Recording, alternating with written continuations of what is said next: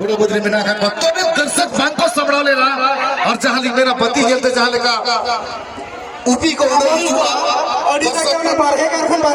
बड़े में नाखन भक्तों ने दर्शक भांग को संभड़ा लेना और जहां लिख मेरा पति हेलते जहां लिखा ऊपी को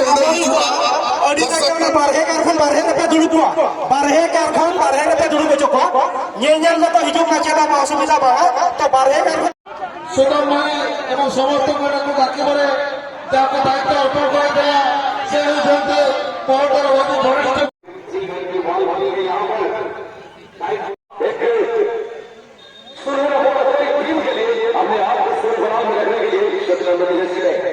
मैदान यहाँ पर तब्दील करते हुए धीरे धीरे चला रहा है। मैदान करने के बाद